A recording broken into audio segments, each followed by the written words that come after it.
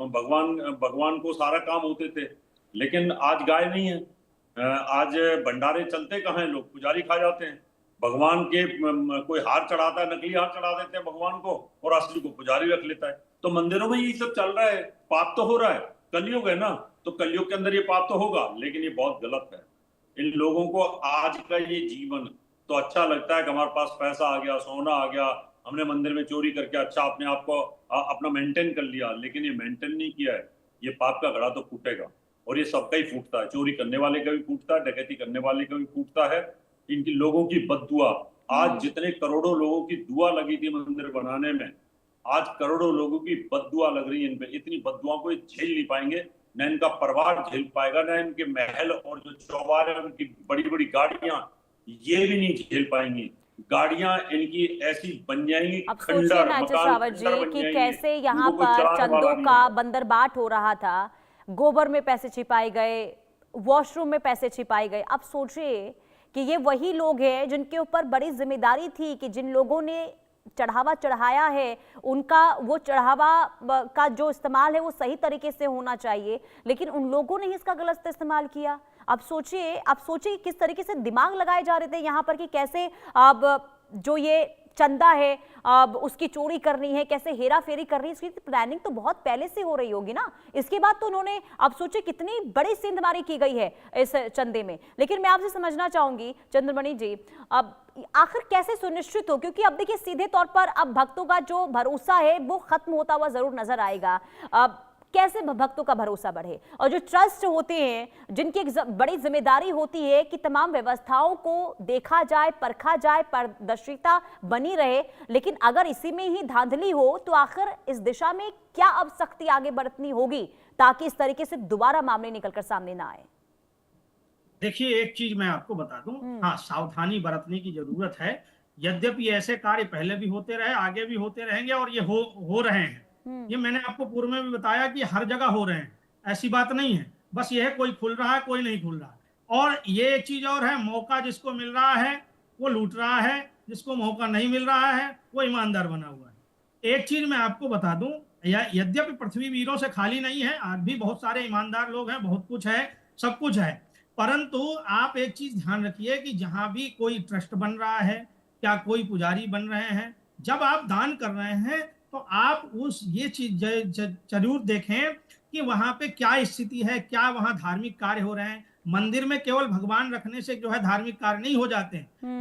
मैं भी एक पुजारी हूँ, मैं भी एक मंदिर में हूँ।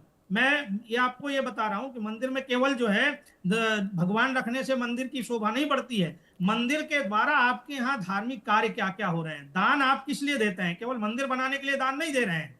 मंदिर में क्या क्या स्थितियां हो रही हैं आप उसका जायजा लीजिए। जब आप दान कर रहे हैं, आप इतनी बड़ी रकम का दान कर रहे हैं, तो आप पूछिए ना कि मंदिर में क्या स्थिति, क्या क्या क्या कार्य हो रहे हैं। जैसे मान लीजिए एक बागेश्वर बाबा हैं, उन्होंने जो है इतने कन्याओं का विवाह कर दिया, या ये सारे कार्य मंदिर से जो होते हैं, जैसे हॉस्पिटल हैं और विवाह कन्या, गरीब कन्याओं का विवाह हो रहा है, या किसी की रोजी रोजगार के लिए मदद की जा रही है। मंदिरों से सबसे पहले आपको ये देखना चाहिए कि मंदिरों में हो क्या रहा है, तब आप कोई अपना दान करिए। दान का तात्पर्य क्या है, किसी जरूरतमंद को प्राप्त हो। दान का मतलब तो यही होता है, शास्त्र यही कहता है, दानात धर्म, दान से धर्म की प्राप्ति होती है। पर दान कौन सा सुनिश्चित, जैसे गरुड़ पुराण में लिखा है कि दान आप जब उसे देते हैं तो जो जरूरतमंद है, जो उसका पात्र है, सुपात्र को दिया हुआ दान जो है अनंत फल प्राप्त कराता है, और कुपात्र को आप देंगे तो आपका ही पतन हो जाएगा। तो आप जहां दान कर रहे हैं, सबसे पहले तो आप ये देखिए कि वहां स्थितियां क्या हैं, किस लिए हम दान कर रहे हैं। तो पहले तो आपको स्वयं समझना पड़ेगा। दूसरा क्या है कि जहां भी आप दान कर रहे हैं, जहां भी जिस मंदिर में हैं, वहां पे जो पुजारी हैं, जो ट्रस्टी हैं, उनकी क्या स्थिति है। वो पढ़े लिखे भी हैं कि बस ऐसे मूर्खों को बस बिठा दिया, पुजारी बना दिया, ये बना दिया, वो बना दिया, लूटने के लिए बैठे हुए हैं। तो भैया जब देख करके दान करेंगे तभी आपकी दान की व्यवस्था हो पाएगी, सुव्यवस्थित हो पाएंगे। आप अच्छे जगह का समझ बूझ करके दान करें, यही निवेदन है। इस दान की स्थिति ये नहीं कि आप कहीं भी जा करके कुछ भी दे आओ। आप दान का तात्पर्य है कि आप वहां दे रहे हो तो आप किसी गरीब की भी तो मदद कर सकते हो, किसी के कन्या के विवाह में भी तो मदद कर सकते हो। आप वहां जहां दे आए, जहां स्वयं भरा पड़ा है।